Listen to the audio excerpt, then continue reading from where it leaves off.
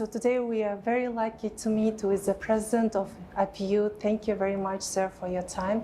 If you could give us a short introduction about IPU yourself. Okay, thank you, Myra. I'm so pleased that you caught me just now and you wanted me to say a few words about Asia Pacific University of Technology and Innovation. The way that I would start is we always go back to our purpose. Why are we here? Not just APU, every employee, every staff of Asia Pacific University. Our purpose is to make sure that students that come into APU become highly employable, competent, and future-proof professionals. And that's always been our foundation in terms of what we do and why we're here. Yeah. Yes, we have won a number of awards over the years. The most important thing is that the attraction for students here is in terms of the types of programs we offer. Yeah, all the way from technologically biased programs to even non-technical programs, but that have got a huge infusion of technical aspects. Because if you look at a lot of the reports, whether it's World Economic Forum or any other reports, just more recently I read a report that 49 million jobs will be lost by 2025.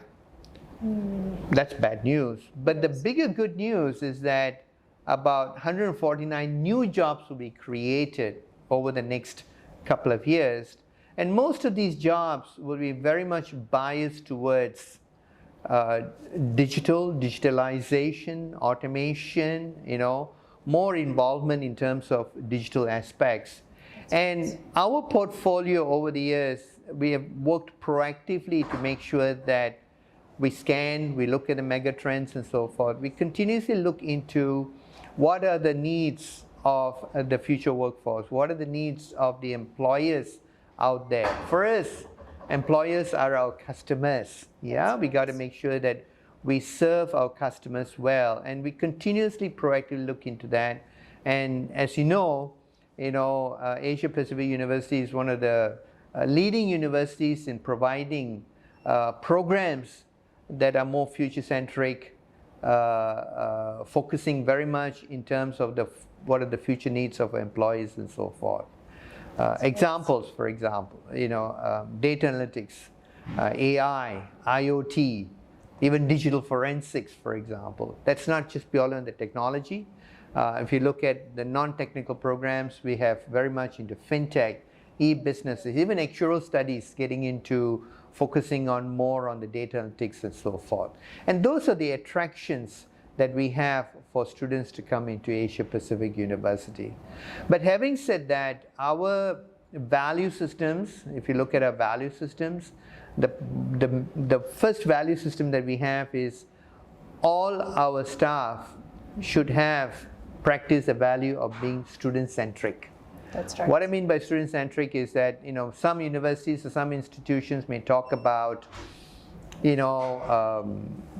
providing innovation, providing this and that, or increasing the revenue, for example. But for us, the focus is if we focus on making sure that if every student that comes onto Asia Pacific University, and they have a dream when they come into Asia Pacific University, if we could fulfill the dream, or if we could nurture the student to fulfill the dream, that's right. we have actually achieved what we are here for. So that is the most important thing. We have these half a dozen values, but one of the most important one is being student-centric. And I always say, if you focus on that, all else will follow. That's right. Yeah. Actually, I have been working with IPU for so many years, and during the pandemic time, what I have realized that IPU really take care of the students who came to Malaysia by sending the students a welcoming package during the quarantine time. All the universities, they haven't done that, and the IPU really, it has done a very good job during the pandemic. It's also one of the simple example how IPU takes care of the students. You're absolutely right. And when we switched to remote teaching or remote learning in March 2020, and that was within a week.